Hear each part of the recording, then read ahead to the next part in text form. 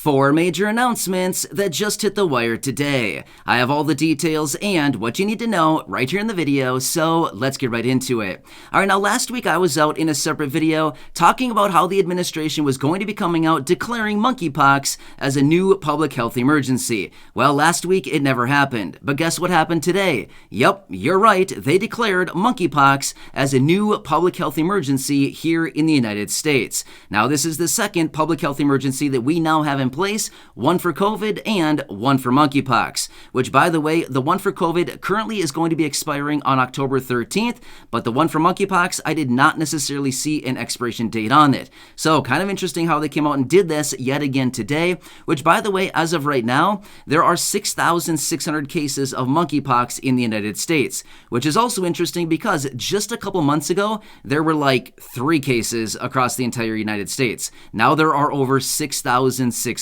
So it's spreading kind of fast, right? But again, just want to throw that out there because this is something that was going to be happening last week and it didn't happen. And now sure enough, here it is today.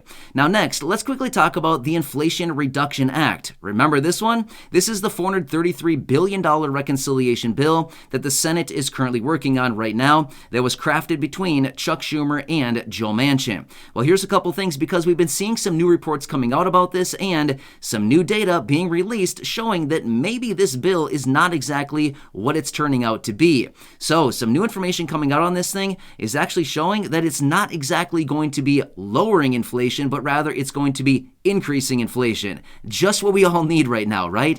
Increasing more inflation. Great. Thank you very much. And which, by the way, it's also going to be raising taxes on the lower income individuals, just like I talked about in yesterday's video, where they're going to be increasing taxes for those people earning under $10,000 a year, which, by the way, go back and check out that video yesterday. I talked about all the details about it there. But another new report that was just released on this bill today is actually showing that yes, this bill is actually going to increase inflation substantially, and it is not going to be lowering inflation at all. Maybe sometime after 2026, it might lower inflation a little teeny tiny bit, but nothing actually noteworthy. Remember, right now, as of the last inflation data release that we just got a couple weeks ago, inflation was at 9.1%. That's nuts, right? That is a lot of inflation, and we need something to happen here fast, and this bill, according to what they're saying, is not going to be the ticket to actually bring this inflation down. In fact, a group of 230 economists just drafted a letter about this bill and actually sent it off saying this is not going to do anything for inflation. In fact, it's actually going to raise inflation very substantially because it has an extra $433 billion of spending. And where's that money going to go? Well, it's going to be pumped into the economy, and that simply means more demand for the same amount of goods and services. And as of this point, you know that is what drives inflation even higher, right? Scary. That's not what we need right now. We need a real solution. We don't need this thing that's not going to bring down the inflation, right? We need something fast here. And with this bill, apparently, according to what they're saying about this, this is not going to be the ticket that's actually going to do it.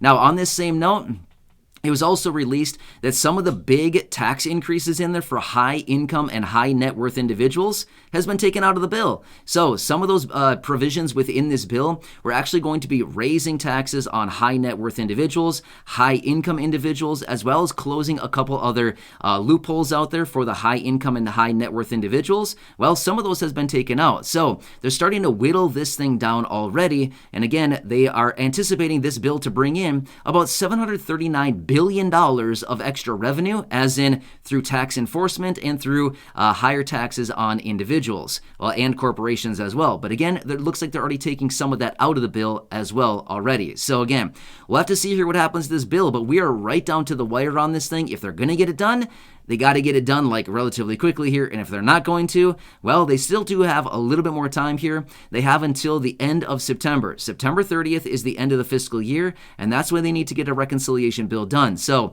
they still have some time now. I mean, they have what? Almost 2 full months now, right? 2 months, 2 full months minus a few days, right? Is basically what we're down to right now. So that's where we're currently sitting with this new reconciliation bill, the Inflation Reduction Act of 2022, which, by the way, they should probably think about naming it something else because it clearly does not actually lower inflation. Now, here's what else is interesting. A few days ago, I was out in a separate video and I said, Kind of interesting and probably a little bit suspicious how for all these months now, Joe Manchin has not shown any support for this bill or the Build Back Better agenda from last year, saying that it's going to increase inflation, right? And then all of a sudden he has basically like flipped his tune, right? Like flipping a light switch. All of a sudden now he's backing this thing up. Like I was saying the other day in a video, I thought this is very suspicious. I wonder how much he's getting paid to do this, right? Well, here's what it turns out to be. I just came across a report today saying just since January of last year up until June of this year, he has collected $7 million in donations. There you go. And that's exactly why we know that he is supporting this thing now, because he's getting paid $7 million to do it. Why not, right? So again, now we finally see the answers behind all of this. The numbers were finally released. And again, am I super shocked right now? No. I mean, seriously, the proof was right there. As some people would say, the proof was in the pudding, right? I mean, seriously, let's be real with ourselves for a second here. Is it just because he was going to just flip all of a sudden and say, oh, no, now I agree on this thing, and I'm going to go forward and continue to agree and actually support all of this extra spending and this package that is going to do virtually nothing for the people at the end of the day. But anyway, kind of interesting how this whole thing plays out, because this is the fact of the matter, and these reports were just released today as well. Now next, I want to share another report with you that was also just hitting the wire today, and this one is now showing this is a report out of the Urban Institute, and this report is showing that food insecurity is at the highest level that we've seen since March and April of 2020. Which, by the way, let's think back for just a second here. Where were we and what were we doing in March and April of 2020? Well, where were we? I can tell you exactly where we were. We were sitting at home. We were all stuck in our houses at that time. What were we doing? Well, I don't really know. I have no clue what I was doing, but I can tell you this much. I was just sitting in my house, just doing the whole thing that everybody else was doing, because we were all locked down at that time. Well, food insecurity was very high at that point. In fact, 21.6% of people said that they were experiencing food insecurity in March and April of 2021. Guess what? Just in the last 30 days, according to this new report out of the Urban Institute, 21% of people are now experiencing food insecurity yet again. So we're basically at the exact same level that what we were seeing during the depths of the lockdowns. Not a good situation, right? I also just saw another report out today that showed a food bank. The food bank got a new shipment of food that came in, right? So the food came into the food bank. Within 90 minutes, it was empty. Gone. That's it. That's how much demand that they are having right now for some of these, for some of the food in these food banks right now. The fact of the matter is, people are really, really struggling to make ends meet right now. And again, I don't need to tell you this. I mean, seriously, I'm preaching to the choir right now. We all understand this right now. I think we're all probably sitting here nodding our heads saying, yeah, tell me about it. I can tell you my own personal story, right? So that's the fact of the matter. This is what is going on right now. Is Congress doing anything? No, they're probably, who knows what they're doing, right? Honestly, I don't even really want to know what they're doing. They're not doing much. I know that much. But the fact of the matter is, this is what's happening right now. And again, this is kind of an interesting point, because not only is there food insecurity all across the country right now, but again, how many reports have I talked about here over the last, I don't know, week and a half, month, 2 months, 3 months, 5 months here, that have been showing that all these people, huge percentages of people, 66% of people right now are living paycheck to paycheck, or 66% of people living paycheck to paycheck under $100,000, or everybody with all income levels, 48% of people are living paycheck to paycheck right now. I mean, seriously. I could sit here and talk about all these different reports that we've discussed in previous videos showing there's a lot of people that are really struggling right now. Just like the report that I shared with you the other day, credit card balances are up at the highest level that we've ever seen in the history, right?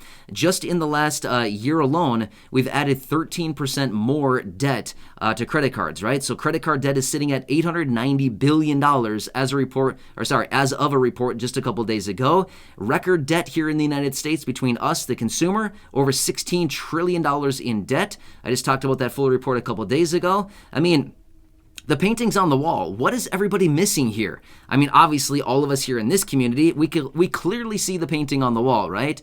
But what is everybody else, like the authorities, the people that actually have the authority to do something about all this, what are they really doing right now? I think the answer is a whole lot of nothing. That's it. Nothing. I think we can all say it together, right? That's basically what is happening right now. And also, by the way, at the end of this month, and again, I've said this before, but I'm going to throw it out there again right now. At the end of this month, student loan payments will resume as of September 1st. However, don't worry about it. If you're somebody who owes federal student loan loans and you have those payments coming due, I wouldn't worry about it one bit. They're going to extend them once again. I can almost guarantee it. Of course, I have no idea what's going to go on or if this is actually going to happen or not, but seriously, I would almost bet 100% that yes, for sure, it will be extended yet again. Why? Because there's no way that they're going to resume payments 2 months before the midterm elections. Not a chance. It's not happening. I guarantee it. These payments will be extended out yet again, out until probably the end of November, maybe the end of the year, something like this. I wouldn't be shocked one bit. In fact, I expect it to happen because that's the situation that we're currently in right now. And yet again, right now, by the way, I just saw another report today showing COVID cases are averaging about 136,000 new cases every single day. Still seems like a lot to me. I don't know. And again, what about all the unreported cases where people are testing at home, maybe testing positive and doing whatever they need to do at home, and then never actually officially reporting it at like wherever you report that stuff? I don't know, a testing center? I don't know. I haven't had it, so I don't know what to do there. But the fact of the matter is, how many other people are testing positive at home that are not necessarily showing up in these reports, right? So anyway, you can see it's a total mess out there right now. Anyway, these are some of the reports that hit the wire today. In fact, I was only going to share with you 4 major reports, but again, I guess I went on and shared like 7 or something. I don't know how many I shared here, but I did share a number of different reports here. Some of these just hitting the wire today, but that one about the monkeypox is actually kind of interesting. Like I said, it was some leaked information that came out late last week. I came to you and shared that with you in a video, and they were supposed to be declaring it last week, but they never did. And now officially today, from the Health and Human Services Secretary, who came out and said they're declaring monkeypox as a public health emergency in the United States because we are now over 6,600 cases. And we'll see. But either way, please stay safe out there. Hope you're having a nice day. Again, I appreciate you watching this video. Please make sure to subscribe down below if you haven't done so yet. Make sure to share this video, or even better, go back and check out some of the other videos here on the channel. Share those ones with your friends, family, social media, and stay tuned. I like to keep you updated with this kind of stuff, even though I'm watching a lot of other things, including money, benefits, Social Security, stimulus, or anything else like this. I still like to keep you updated with these kinds of announcements as well, because remember, even like this monkeypox thing, remember, what happened back in January of 2020? Well, COVID was declared a public health emergency back in January of 2020, and yet again, what happened there? We got a big closure, we got the stimulus checks. I mean, it was all because of that. I'm not suggesting that's going to happen with monkeypox. I'm just saying, you never know. You seriously never know. It's why you got to watch this stuff and why we need to stay tuned with what is going on, because ultimately, as I like to say so many times, it's going to impact us in some way, shape, or form. And at the end of the day, I want to know what's going to impact me, right? I want to know what is going to come on or what's going to happen here and how I'm going to be impacted with these announcements, with these things that are spreading around, and with all of the shenanigans going on in Congress. Right? So anyway, I'm here for you in any way that I possibly can be. Please make sure to subscribe down below, share the video, go back and check out some of the other videos, share those with your friends, family, social media. Enjoy your day, have a good one, and I'll catch you again later in the next video. I'll see you.